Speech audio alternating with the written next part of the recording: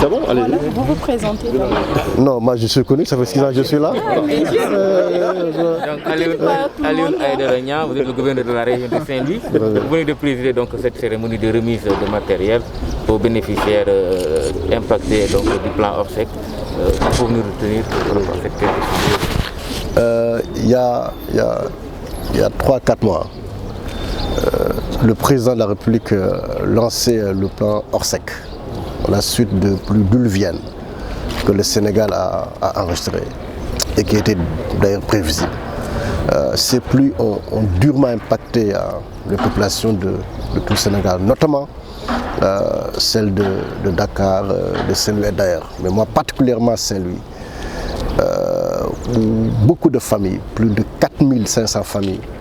rien que dans le département de Saint-Louis, 200, 300 dans le département d'Agana, ont été impactées par ces pluies diluviennes. Nous avions déjà pris les dispositions, surtout avec l'appui du maire, du ministre-maire Amadou Mansour Faye, qui devait être là aujourd'hui, pour, dès le mois de juillet, mettre une batterie de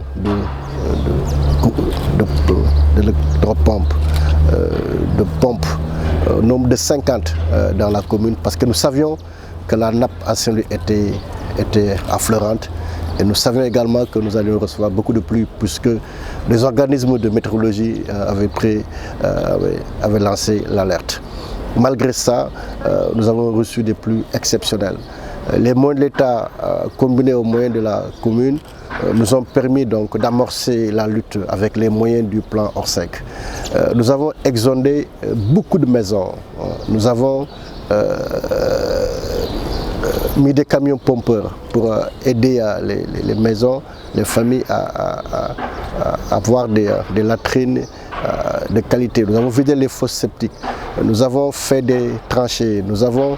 fait des remblais, plus de 1000 camions de sable. Nous avons désinfecté à plusieurs reprises ces sites exondés, ces maisons qui n'étaient pas dans l'eau mais qui souffraient de la proximité avec la nappe. Nous avions remis également des médicaments au poste de santé. De ce qui restait d'enveloppe, l'État avait donné autorisation pour que nous puissions accompagner davantage les populations dans la résilience, pour éviter que les maladies hydriques surviennent, en mettant à disposition de la literie, parce que certains avaient été sortis de leur maison. C'est le sens des matelas, au nombre de 3500 qui ont été commandés. Nous avons également, dans cette résilience, cherché à mettre à disposition des kits d'hygiène, donc de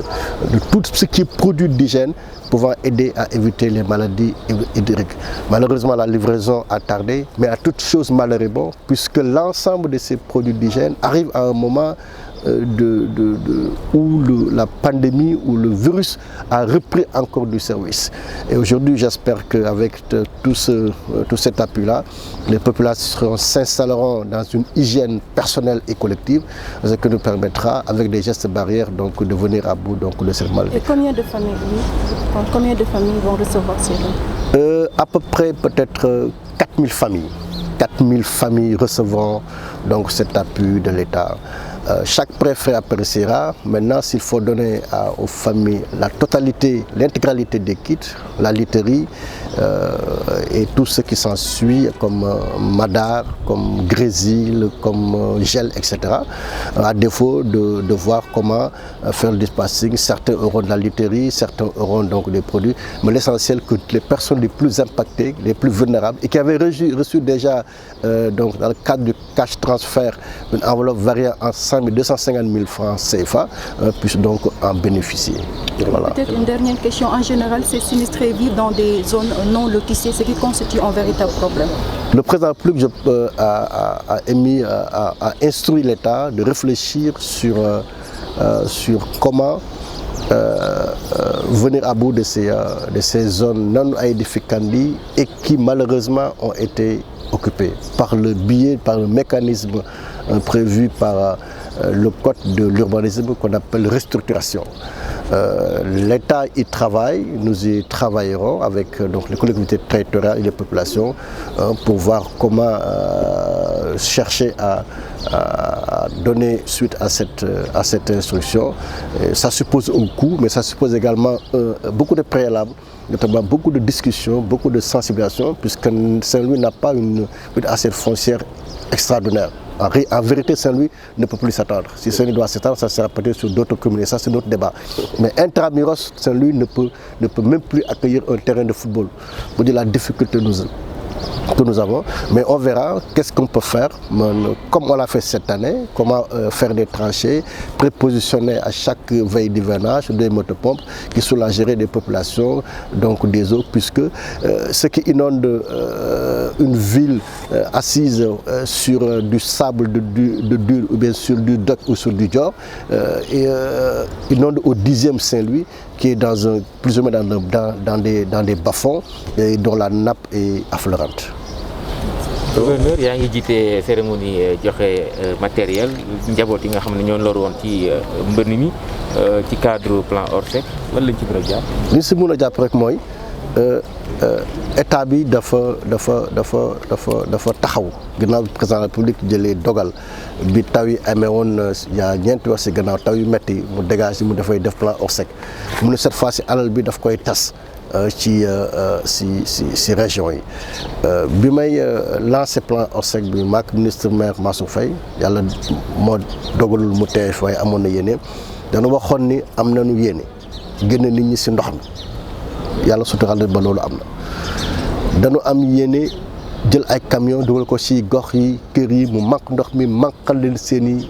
fosse septique yi parce que fosse septique yi dafa jaxasoon ak ndoxu taw yi yàlla suturaal nañu ñëpp amuñu mais ñu si bëri am nañu dana amoon yéene que dañuy désinfecter chaque semaine dëkk bi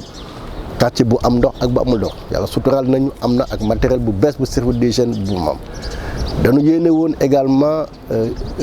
lieu de culture jàkka yi nga xamante ni dina métti sax nit ñi dafa pour julli ji ñu yóbbu fa ay camion sable yu bëri bëri yàlla suturaal nañu kër yi nga xamante dana maq ba pare taataa yi fa des yu ndaw yi nga xamante pompe mënu ko jël wala la fa nekk ci ay banak yooyu ñu def fa camion suuf si quartier yi ku bëgg dugal sa kër yàlla suturaal nañ ba loolu def nañu ko ñu waxoon également que bu lépp bu antoo ba pare bu dee ba mu fendi maintenant ba mu waaj a fendi dañuy jël ay matelas ndax ñu bëri gën nañ seen kër yi seen matelas soxla nañu ko parce que ñu si bëri xale suuf la ñuy tëdd ñu waxoon dañuy wut matelas yu bëree bëri am na si daanaka lu ëpp juróom benni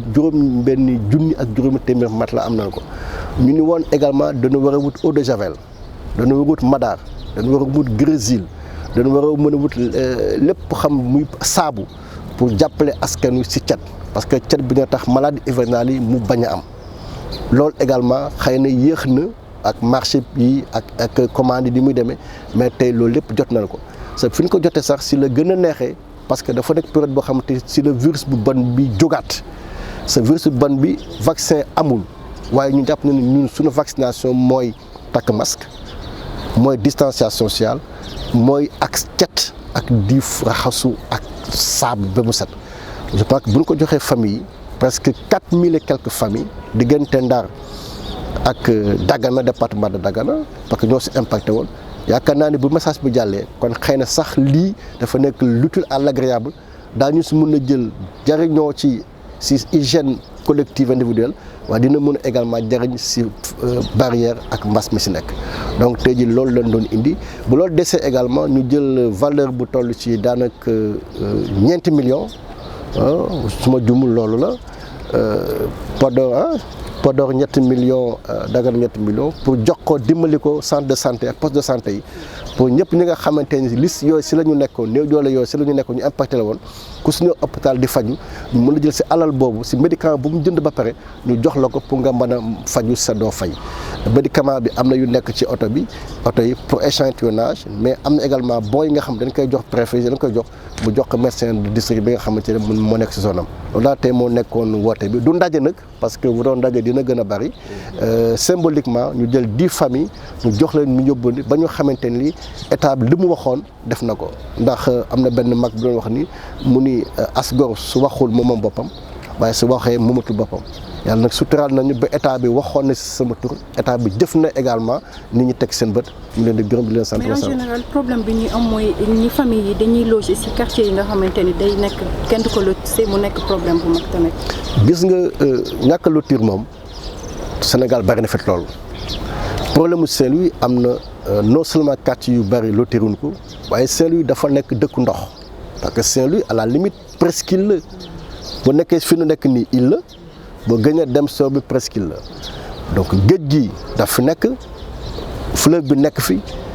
ak ndox bi nga xam dafay ball ci suuf si kenn xamul fu muy jógee ce qu'on appelle les eaux souterraines ba pare mu nekk ci genre bas-fond ak dépression donc du coup dëkk bu mel ni Kajoor ga ma dëkk nga xamante ne mën naa taw a taw fii ba suba doo fa gis benn tata bu tawee asaka bu ko tawee ci ndox bu toll noonu bu ko tawee ndar dafay fees donc du coup problème bu ndar dafa nekk problème bu sérieux mais nag maire bi également def na si jéego parce que bi Agrimet ak météo waxoon ñi ren dina am taw bu bare ci Afrique notamment de l'ouest de Afrique de l'ouest notamment Sénégal maire bi lu ëpp juróom fukki moto pompe dugal na ko si dëkk bi kooku ñëpp da ngeen seen bët fondation également Servir le Sénégal également dugal na ci loxoom ak moyens yi nga xamante ñun état ñoo ko amoon ak sapeur pompier bi taw bi ñëwee mu gën a bari yokk na loolu état bi yokk na loolu si plan Orsec bi tey moo tax donc tey li am président de la République également jël na dogal également pour ñu réfléchir nu ñuy restructurer quartier yi parce que restructuration nag dafa nekk lu nga xamante ni code de l'urbanisme moom moo ko prévoir mais nekk na loolu xam également jafe na parce que ndar tey jii bu ñu restructurer ça veut dire que dañuy xàll ay yoon ay canaux waa fa mun jaar dañu déplacer nit ki parce que fi mu dëkk xëy na fa la canal mën a jaar mais ñooñu ñëpp également foo leen déplacer foo leen yóbbu tey ndar amatul fu mu mën a yokk ndar dañ ko naj comme ni ko yi ko wër dañu ko naj ba tax na tey terrain football tey bokk moom bëggoo def ndar tey mun loo ko def école tey mun loo ko def ndar donc restructuration boobu également il faut que nit ñi toog si waxtaan si ak askan bi bu baax a baax parce que maa ngi rappelé wu bi may jël population yi nekk Guet Ndar wut fu ma leen dugal état bi sant ñu ko pour ñu daw géej gi bi nga xamante ni chaque fois bu ñëwee yàq seen kër yi mais amuñu fu ñu leen dugal maire Gando Khoudia Mbaye moom moo jël si espace yi nga xamante ne ay projet la woon mu jël ko jox état population Guet Ndar yooyu mun a dem donc dëkk ci foofu côté Djougou donc du coup tey bu naan restructuration te jëlee forcément population xalaat génn Ndar pour dem dëkk ji peut-être Gandon dëkk ji fañan ak fañan lépp nag waxtaan la bu nga xamante ne daañu ko amorcer si li président wax restructuration ànd ko ak askan wi parce que loo def pour askan wi ci àndoo ci ak waxtaanu ci ak moom daanaka dafay jàpp ni defoo ko pour sa intérêt moo tax nga di ko def donc daal loolu mooy jafe-jafe Ndar dëkk bii moom mooy dëkku ndox chaque année également ñaan ñu ko yàlla mais nanu prévoir que cycle bi bu ñëwee lii dina fi mën a am c'est l'occasion également ku nekk mën a jël say matuwaay également pour dara mën la mën a becc si lu mel nii li amoon solo daal mooy état bi daal xamoon na ne njabootam sonn na joxe na cash transfert pour 4000 à peu près 125 familles diggante 100 000 ak 200 000 francs joxe na ko daanaka xaalis bu bare la ëpp na daanaka milliard loolu lii tey ji moo koy jeexal lépp nag boo defee addition bi rek lañ leen jox ci mbirum suuf ci mbirum pompe ci génne ndox yi ci mbirum hygiène ci mbirum médical ci mbirum matelas yi xool lépp alal la boo xam ne également du lu néew waaye état moom deful dara gis ko su fekkee ni si askanam ak njabootam la dem